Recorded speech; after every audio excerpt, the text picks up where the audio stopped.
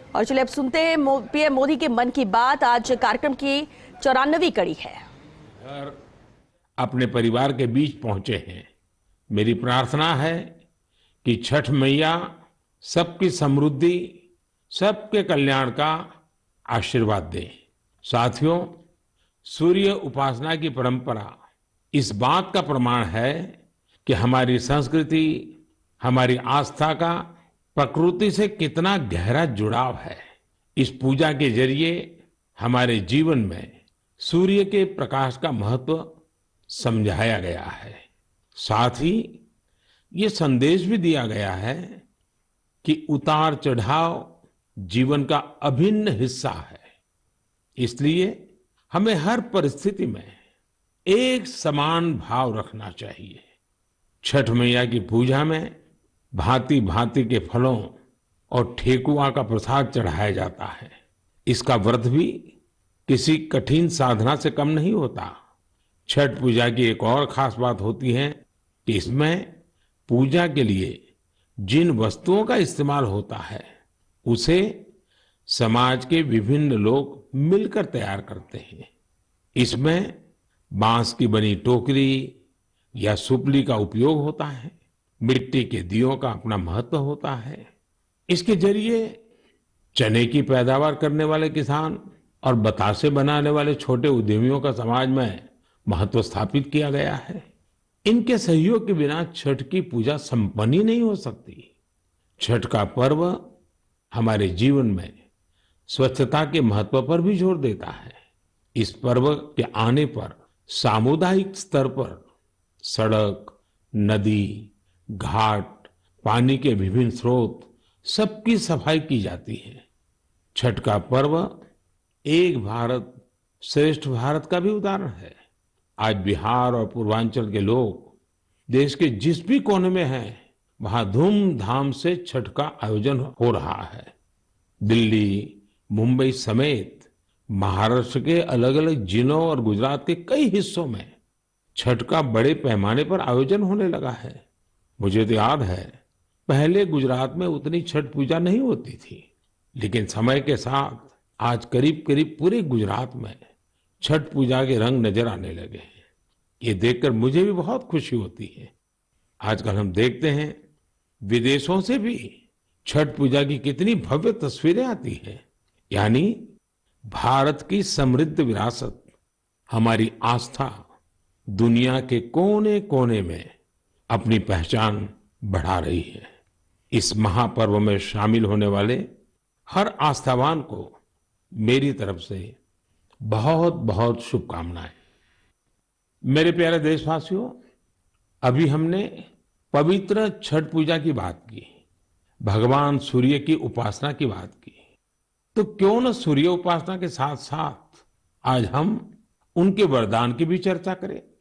सूर्य देव का ये वरदान है सौर ऊर्जा, सोलर एनर्जी। आज एक ऐसा विषय है जिसमें पूरी दुनिया अपना भविष्य देख रही है। और भारत के लिए तो सूर्यदेव सदियों से उपासना ही नहीं, जीवन पद्धति के भी केंद्र में रह रहे हैं। भारत आज अपने पारंपरिक अनुभवों को आधुनिक विज्ञान से जोड़ रहा है। तभी आज हम सौर ऊर्जा से बिजली बनाने वाले सबसे बड़े देशों में शामिल हो गए हैं। सौर ऊर्जा से कैसे हमारे देश के गरीब और मध्यम वर्ग के जीवन में बदलाव आ रहा है, वो भी अध्ययन का विषय है। तमिलनाडु में कांचीपुरम में एक किसान है, थिरु के एजिलन। इन्होंने पीएम कुसुम योजना का लाभ लिया और अपने खेत में 10 हॉर्स पावर का सोलर पंप सेट लगवाया। अब उन्हें अपने खेत के लिए बिजली पर कुछ खर्च नहीं करना होता है। खेत में सिंचाई के लिए अब वो सरकार की बिजली सप्लाई पर निर्भर भी नहीं है। वैसे ही राजस्थान के भरतपुर में पीएम कुसुम योजना के एक और लाभार्थी किसान हैं कमल जी मीणा। कमल जी ने खेत में सोलर पंप लगाया, जिससे उनकी लागत कम हो गई है।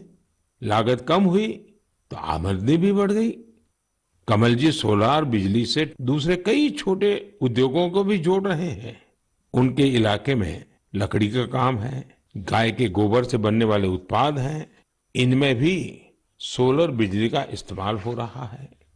वो 10-12 लोगों को रोजगार भी दे रहे हैं। यानी कुसुम योजना से कमल जी ने जो शुरुआत की, उसकी महक कितने ही लोगों तक पहुंचने लगी है। साथियों, क्या आप कभी कल्पना कर सकते हैं कि आप महीने भर बिजली का उपयोग करें और आपका बिजली बिल आने के बजाय आपको बिजली के पैसे मिले? सौर ऊर्जा ने ये भी कर दिखाया है। आपने कुछ दिन पहले देश के पहले सूर्यग्राम गुजरात के मोढेरा की खूब चर्चा सुनी होगी। मोढेरा सूर्यग्राम के ज्यादातर घर सोलर पावर से बिजली पैदा करने लगे हैं। अब वहां के कई घरों में महीने के आखिर में बिजली का बिल नहीं आ रहा, बल्कि बिजली से कमाई का चेक आ रहा है। ये होता देख अब देश के बहुत से गांवों के लोग मुझे चिट्ठियां लिखकर कह रहे हैं कि उनके गांव को भी सूर्यग्राम में बदला जाए। यानी वो दिन दूर नहीं जब भारत में सूर्य ग्रामों का निर्माण बहुत बड़ा जन आंदोलन बनेगा, और इसकी शुरुआत मोढेरा गांव के लोग कर ही चुके हैं। आइए मन की बात के श्रोताओं को भी मोढेरा के लोगों से मिलवाते हैं। हमारे साथ इस समय फोन लाइन पर जुड़े हैं श्रीमान बिपिन भाई पटेल। विपिन भाई नमस्ते। देखिए, अब तो मोढेरा पूरे देश के लिए एक मॉडल के रूप में चर्चा में आ गया है, लेकिन जब आपको अपने रिश्तेदार परिचित सब बातें पूछते होंगे तो आप उनको क्या बताते हैं? क्या फायदा हुआ? सर, लोग हमारे को पूछते हैं तो हम कहते हैं कि हमारे जो बिजली बिल आता था, लाइट बिल, वो अभी 0 आ रहा है और कभी 70 रुपये आता है, पर लेकिन हमारे पूरे गांव में जो आर्थिक परिस्थिति है वो सुधर रही है। यानी एक प्रकार से पहले जो बिजली बिल की चिंता थी वो खत्म हो गई। हाँ सर, वो तो बात सही है सर। तो अभी तो कोई टेंशन नहीं पूरे गांव में। सब लोग को लग रहा है कि सर ने जो किया तो वो तो बहुत अच्छा किया है। वो खुश है सर, आनंदित हो रहे हैं सब। अब अपने घर में ही खुद ही बिजली का कारखाना के मालिक बन गए, खुद का अपना घर के छत पे बिजली बन रही है। हाँ, बात सही है सर। तो क्या ये बदलाव जो आया है उसकी गांव के लोगों पे क्या असर है? सर, वो पूरे गांव के लोग वो खेती कर रहे हैं, तो फिर मेरे को बिजली की जो झंझट थी तो उसमें मुक्ति हो गई है। बिजली का बिल तो भरना नहीं है, निश्चित हो गए हैं सर। मतलब बिजली का बिल भी गया और सुविधा बढ़ गई, झंझट भी गया सर। और सब जब आप यहाँ आए थे और तो 3D शो जो यहाँ उद्घाटन किया, तो इसके बाद तो मोढेरा गांव में 4 चांद लग गए सर। और वो जो सेक्रेटरी आए थे सर, जी जी, तो वो गांव फेमस हो गया सर। या यूएन के सेक्रेटरी जनरल, उनकी खुद की इच्छा थी, उन्होंने मुझे बड़ा आग्रह किया कि भाई इतना बड़ा काम किया है तो मैं वहां जाके देखना चाहता हूँ। चलिए विपिन भाई, आपको और आपके गांव के सब लोगों को मेरी तरफ से बहुत बहुत शुभकामनाएं, और दुनिया आप में से प्रेरणा ले और ये सोलर एनर्जी का अभियान घर घर चले। ठीक है सर, वो हम लोगों को बताएंगे कि भाई सोलर लगवाओ, आपके पैसे से भी लगवाओ तो बहुत फायदा है। हाँ, लोगों को समझाइए। चलिए, बहुत बहुत शुभकामनाएं। धन्यवाद भैया। Thank you sir, thank you sir. मेरा जीवन धन्य हो गया आपसे बात करके। विपिन भाई का बहुत बहुत धन्यवाद। आइए अब मोढेरा गांव में वर्षाबेन से भी बात करेंगे। हेलो, नमस्ते सर। नमस्ते नमस्ते। वर्षाबेन, कैसी हैं आप? बहुत अच्छे सर, आप कैसे हैं? मैं बहुत ठीक हूँ। हम धन्य हो गए सर आपसे बात करके। अच्छा वर्षाबेन, हाँ, आप मोढेरा में, आप तो एक तो फौजी परिवार से हैं। फौजी परिवार से हूँ मैं, आर्मी एक्समैन की वाइफ बोल रही हूँ सर। तो पहले हिंदुस्तान में कहाँ कहाँ जाने का मौका मिला आपको? मुझे राजस्थान में मिला, गांधीनगर में मिला, कटरा का जो जम्मू है वहाँ पर मिला मौका, साथ में रहने का बहुत सुविधा वहाँ पर मिल रही थी सर। हाँ, ये फौज में होने के कारण आप हिंदी भी बढ़िया बोल रही हो। हाँ, सीखा है सर। हाँ। मुझे बताइए, मोढेरा में जो इतना बड़ा परिवर्तन आया, ये सोलर रूफटॉप प्लांट आपने लगवा दिया, जो शुरू में लोग कह रहे होंगे तब तो आपको मन में आया होगा ये क्या मतलब है, क्या कर रहे हैं, क्या होगा, ऐसे थोड़ी बिजली आती है, सब बातें हैं कि आपके मन में आई होगी। अब क्या अनुभव आ रहा है, इसका फायदा क्या हुआ है?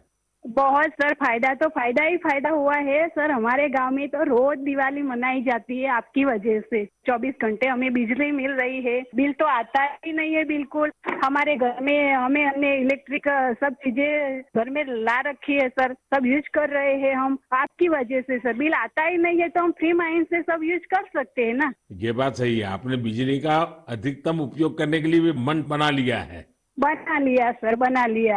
अभी हमें कोई दिक्कत ही नहीं है, हम फ्री माइंड से सब जो वॉशिंग मशीन है, एसी है, सब चला सकते हैं सर। और गांव के बाकी लोग भी खुश है इसके कारण। बहुत बहुत खुश है सर। अच्छा, ये आपके पतिदेव तो वहाँ सूर्य मंदिर में काम करते हैं, तो वहाँ वो जो लाइट शो हुआ, इतना बड़ा इवेंट हुआ, और अभी दुनिया भर के मेहमान आ रहे हैं। दुनिया भर के फॉरेनर आ सकते हैं, और आपने वर्ल्ड में प्रसिद्ध कर दिया है हमारे गांव को। तो आपके पति को अब काम बढ़ गया होगा, इतने मेहमान वहाँ मंदिर में देखने के लिए आ रहे हैं। अरे कोई बात नहीं, जितना भी काम बढ़े सर, कोई बात नहीं, इसकी हमें कोई दिक्कत नहीं है हमारे पति को। बस आप विकास करते जाओ हमारे गांव का। अब गांव का विकास तो हम सबको मिल करके करना है। हाँ हाँ सर, हम आपके साथ हैं। और मैं तो मोढेरा के लोगों का अभिनंदन करूंगा, क्योंकि गांव ने इस योजना को स्वीकार किया और उनको विश्वास हो गया कि हाँ, हम अपने घर में बिजली बना सकते हैं। 24 घंटे सर हमारे घर में बिजली आती है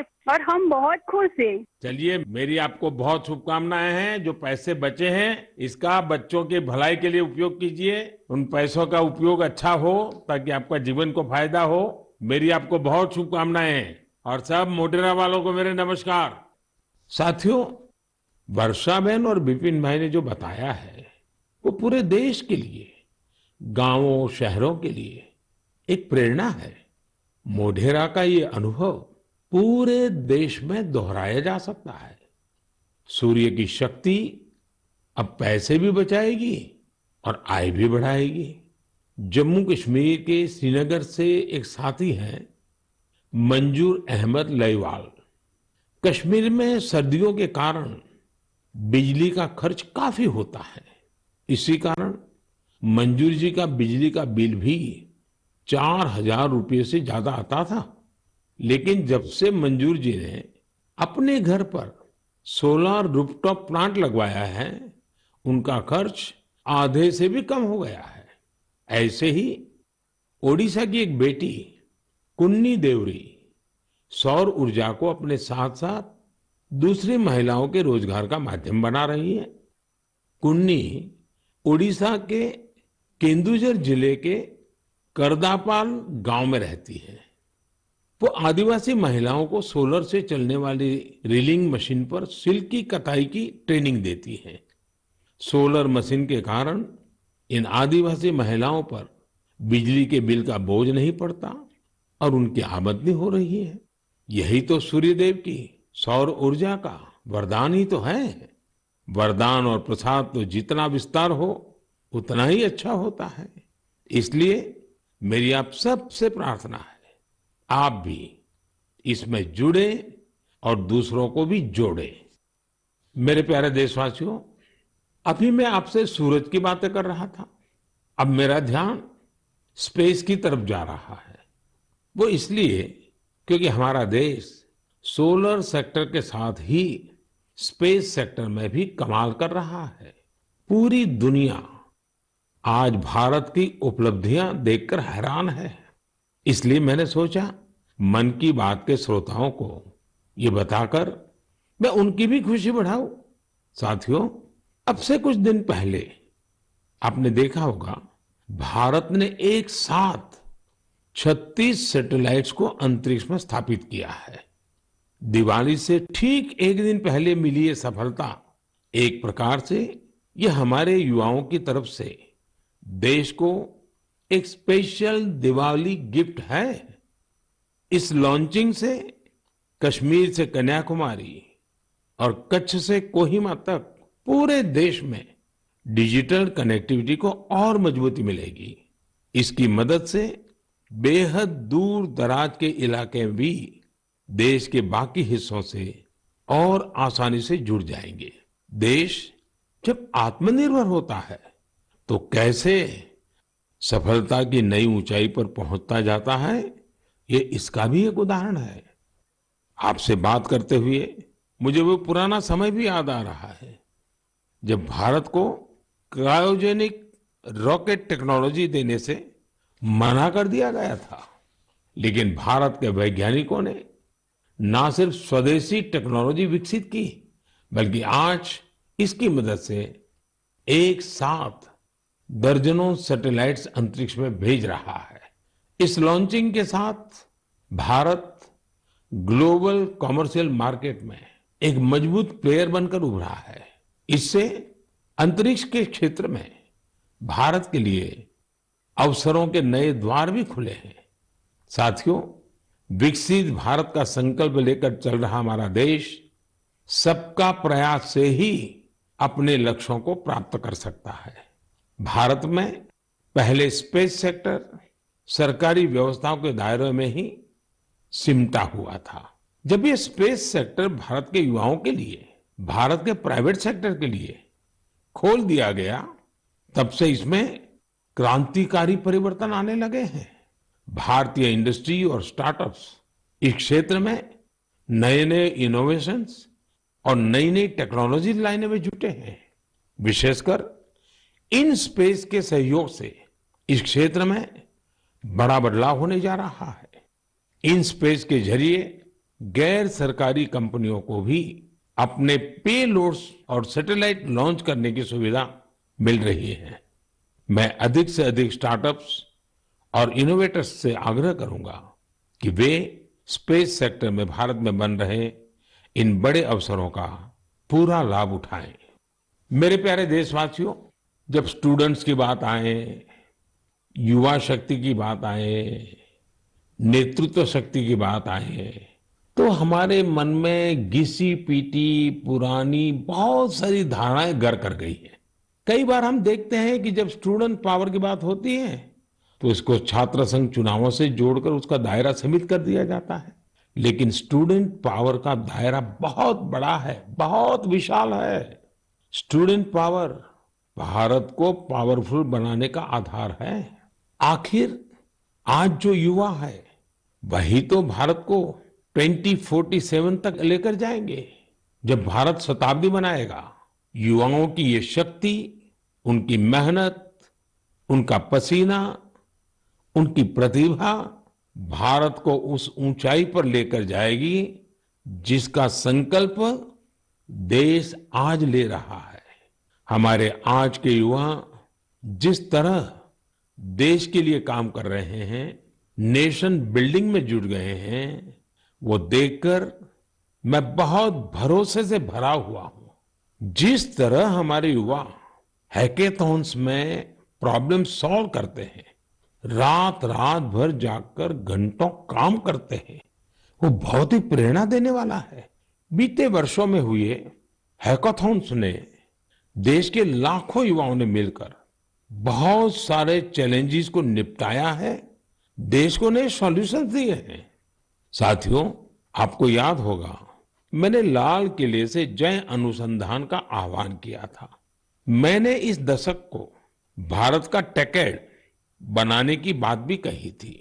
मुझे ये देखकर बहुत अच्छा लगा, इसकी कमान हमारी आईआईटीज के स्टूडेंट्स ने भी संभाल ली है। इसी महीने 14-15 अक्टूबर को सभी 23 आईआईटीज अपने इनोवेशंस और रिसर्च प्रोजेक्ट को प्रदर्शित करने के लिए पहली बार एक मंच पर आए। इस मेले में देश भर से चुनकर आए स्टूडेंट्स और रिसर्चर्स, उन्होंने 75 से अधिक बेहतरीन प्रोजेक्ट्स को प्रदर्शित किया।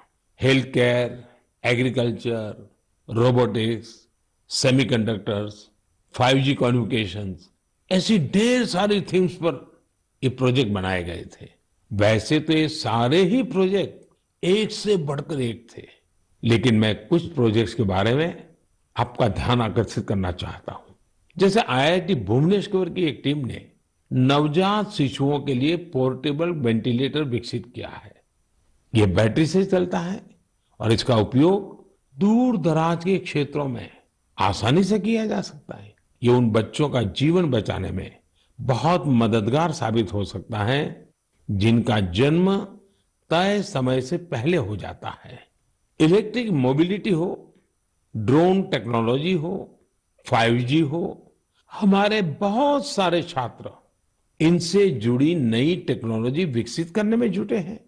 कई सारी IITs मिलकर एक बहुभाषक प्रोजेक्ट पर भी काम कर रही है, जो स्थानीय भाषाओं को सीखने के तरीके को आसान बनाता है।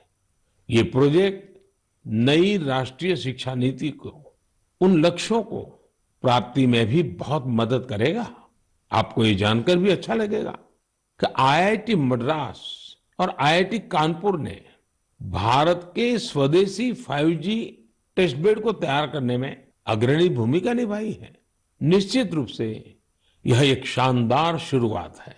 मुझे आशा है कि आने वाले समय में इस तरह के कई और प्रयास देखने को मिलेंगे। मुझे यह भी उम्मीद है कि IIT से प्रेरणा लेकर दूसरे इंस्टीट्यूशंस भी अनुसंधान एवं विकास से जुड़ी अपनी एक्टिविटीज में तेजी लाएंगे।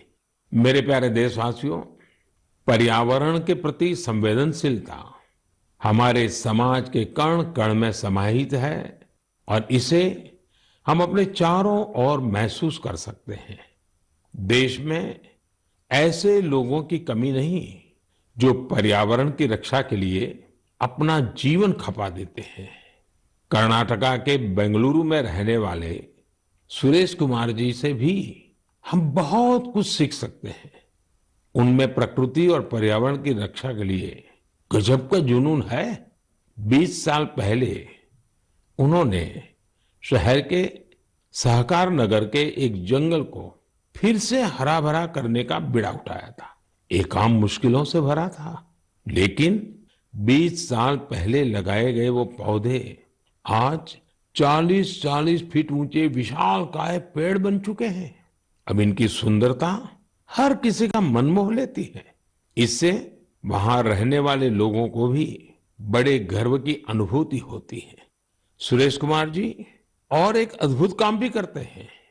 उन्होंने कन्नड़ा भाषा और संस्कृति को बढ़ावा देने के लिए सहकार नगर में एक बस शेल्टर भी बनाया है।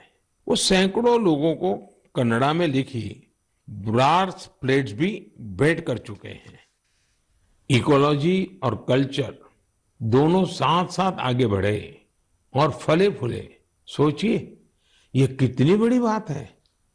साथियों, आज इको फ्रेंडली लिविंग और इको फ्रेंडली प्रोडक्ट्स को लेकर लोगों में पहले से कहीं अधिक जागरूकता दिख रही है।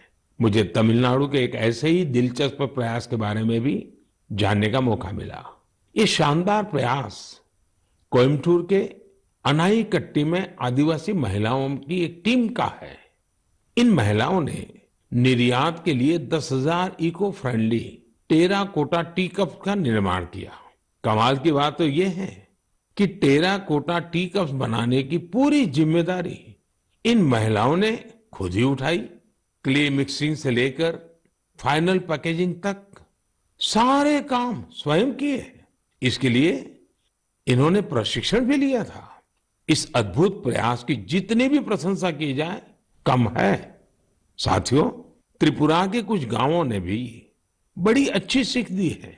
आप लोगों ने बायो विलेज तो जरूर सुना होगा, लेकिन त्रिपुरा के कुछ गांव बायो विलेज 2 की सीढ़ी चढ़ गए हैं। बायो विलेज 2 में इस बात पर जोर होता है कि प्राकृतिक आपदाओं से होने वाले नुकसान को कैसे कम से कम किया जाए।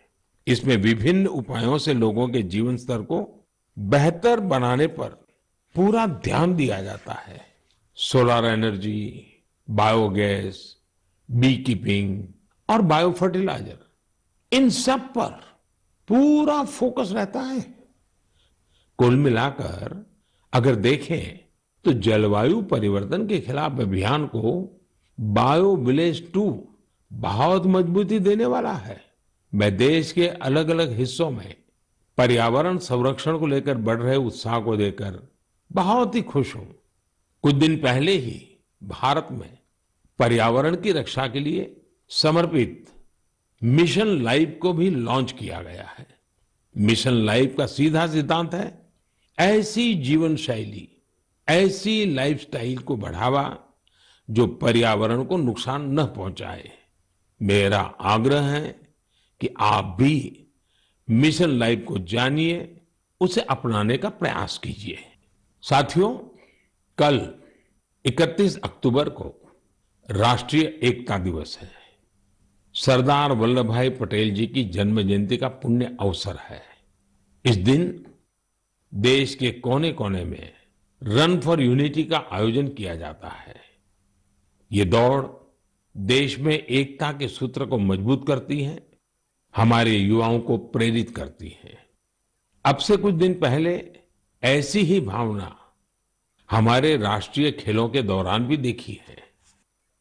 जुड़ेगा इंडिया तो जीतेगा इंडिया, इस थीम के साथ राष्ट्रीय खेलों ने जहां एकता का मजबूत संदेश दिया, वहीं भारत की खेल संस्कृति को भी बढ़ावा देने का काम किया है। आपको ये जानकर खुशी होगी कि यह भारत में राष्ट्रीय खेलों का अब तक का सबसे बड़ा आयोजन था। इसमें 36 खेलों को शामिल किया गया, जिसमें 7 नई और 2 स्वदेशी स्पर्धा योगासन और मलखंब भी शामिल रही। गोल्ड मेडल जीतने में सबसे आगे जो 3 टीमें रही, वे हैं सर्विसेज की टीम, महाराष्ट्र और हरियाणा की टीम। इन खेलों में 6 नेशनल रिकॉर्ड्स और करीब करीब 60 नेशनल गेम्स रिकॉर्ड्स भी बने। मैं पदक जीतने वाले, नए रिकॉर्ड बनाने वाले, इस खेल प्रतियोगिता में हिस्सा लेने वाले सभी खिलाड़ियों को बहुत बहुत बधाई देता हूं। मैं इन खिलाड़ियों के सुनहरे भविष्य की कामना भी करता हूं। साथियों, मैं उन सभी लोगों की भी हृदय से प्रशंसा करना चाहता हूं जिन्होंने गुजरात में हुए राष्ट्रीय खेलों के सफल आयोजन में अपना योगदान दिया। आपने देखा है कि गुजरात में तो राष्ट्रीय खेल नवरात्रि के दौरान हुए। इन खेलों के आयोजन से पहले एक बार तो मेरे मन में भी आया कि इस समय तो पूरा गुजरात इन उत्सवों में जुटा होता है, तो लोग इन खेलों का आनंद कैसे ले पाएंगे। इतनी बड़ी व्यवस्था और दूसरी तरफ नवरात्रि के गरबा वगैरह का इंतजाम, ये सारे काम गुजरात एक साथ कैसे कर लेगा। लेकिन गुजरात के लोगों ने अपने आतिथ्य सत्कार से सभी मेहमानों को खुश कर दिया। अहमदाबाद में नेशनल गेम्स के दौरान जिस तरह कला, खेल और संस्कृति का संगम हुआ, वह उल्लास से भर देने वाला था। खिलाड़ी भी दिन में जहां खेल में हिस्सा लेते थे, वही शाम को वे गरबा और डांडिया के रंग में डूब जाते थे। उन्होंने गुजराती खाना और नवरात्रि की तस्वीरें भी सोशल मीडिया पर खूब शेयर की। ये देखना हम सभी के लिए बहुत ही आनंददायक था। आखिरकार इस तरह के खेलों से भारत की विविध संस्कृतियों के बारे में भी पता चलता है। ये एक भारत श्रेष्ठ भारत की भावना को भी उतना ही मजबूत करते हैं। मेरे प्यारे देशवासियों, नवंबर महीने में 15 तारीख को हमारा देश जनजातीय गौरव दिवस मनाएगा। आपको याद होगा, देश ने पिछले साल भगवान बिरसा मुंडा की जन्म जयंती के दिन आदिवासी विरासत और गौरव को सेलिब्रेट करने के लिए ये शुरुआत की थी। भगवान बिरसा मुंडा ने अपने छोटे से जीवन काल में अंग्रेजी हुकूमत के खिलाफ लाखों लोगों को एकजुट कर दिया था। उन्होंने भारत की आजादी और आदिवासी संस्कृति की रक्षा के लिए अपना जीवन बलिदान कर दिया था। ऐसा कितना कुछ है जो हम धरती आबा बिरसा मुंडा से सीख सकते हैं। साथियों, जब धरती आबा बिरसा मुंडा की बात आती है, छोटे से उनके जीवन काल की तरफ नजर करते हैं, आज भी हम उसमें से बहुत कुछ सीख सकते हैं। और धरती आबा ने तो कहा था, ये धरती हमारी है, हम इसके रक्षक हैं। उनके इस वाक्य में मातृभूमि के लिए कर्तव्य भावना भी है और पर्यावरण के लिए हमारे कर्तव्यों का एहसास भी है। उन्होंने हमेशा इस बात पर जोर दिया था कि हमें हमारी आदिवासी संस्कृति को भूलना नहीं है, उससे रत्ती भर भी दूर नहीं जाना है। आज भी हम देश के आदिवासी समाजों से प्रकृति और पर्यावरण को लेकर बहुत कुछ सीख सकते हैं। साथियों, पिछले साल भगवान बिरसा मुंडा की जयंती के अवसर पर मुझे रांची के भगवान बिरसा मुंडा म्यूजियम के उद्घाटन का सौभाग्य प्राप्त हुआ था। मैं युवाओं से आग्रह करना चाहूंगा कि उन्हें जब भी समय मिले वे इसे देखने जरूर जाएं। मैं आपको ये भी बताना चाहता हूं कि 1 नवंबर यानी परसों मैं गुजरात राजस्थान के बॉर्डर पर मौजूदा मानगढ़ में रहूंगा। भारत के स्वतंत्रता संग्राम और हमारी समृद्ध आदिवासी विरासत में मानगढ़ का बहुत ही विशिष्ट स्थान रहा है। यहाँ पर नवंबर 1913 में एक भयानक नरसंहार हुआ था, जिसमें अंग्रेजों ने स्थानीय आदिवासियों की निर्ममता पूर्वक हत्या कर दी थी। बताया जाता है कि इस नरसंहार में 1000 से अधिक आदिवासियों को अपनी जान गंवानी पड़ी थी। इस जनजातीय आंदोलन का नेतृत्व गोविंद गुरु जी ने किया था, जिनका जीवन हर किसी को प्रेरित करने वाला है। आज मैं उन सभी आदिवासी शहीदों और गोविंद गुरु जी के अदम्य साहस और शौर्य को नमन करता हूं। हम इस अमृत काल में भगवान बिरसा मुंडा, गोविंद गुरु और अन्य स्वतंत्र सेनानियों के आदर्शों का जितनी निष्ठा से पालन करेंगे, हमारा देश उतनी ही ऊंचाइयों को छुएगा। मेरे प्यारे देशवासियों, आने वाली 8 नवंबर को गुरुपुरब है। गुरु नानक जी का प्रकाश पर्व जितना हमारी आस्था के लिए महत्वपूर्ण है, उतना ही हमें इससे सीखने को भी मिलता है। गुरु नानक देव जी ने अपने पूरे जीवन मानवता के लिए प्रकाश फैलाया। पिछले कुछ वर्षों में देश ने गुरुओं के प्रकाश को जन जन तक पहुंचाने के लिए अनेकों प्रयास किए हैं। हमें गुरु नानक देव जी का 550वां प्रकाश पर्व देश और विदेश में व्यापक स्तर पर मनाने का सौभाग्य मिला था। दशकों के इंतजार के बाद करतारपुर साहिब कॉरिडोर का निर्माण होना भी उतना ही सुखद है। कुछ दिन पहले ही मुझे हेमकुंड साहिब के लिए रोपवे के शिलान्यास का भी सौभाग्य मिला है। हमें हमारे गुरुओं के विचारों से लगातार सीखना है, उनके लिए समर्पित रहना है। इसी दिन कार्तिक पूर्णिमा का भी है।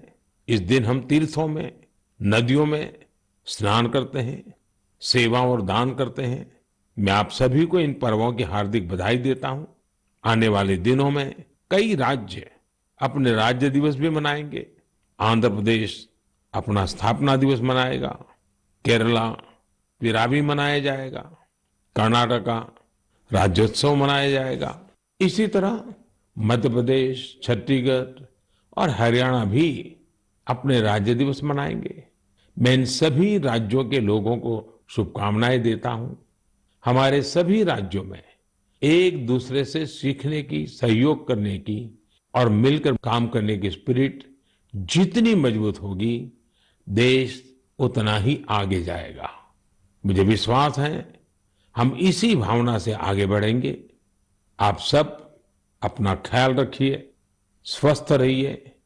मन की बात की अगली मुलाकात तक के लिए मुझे आज्ञा दीजिए। नमस्कार, धन्यवाद।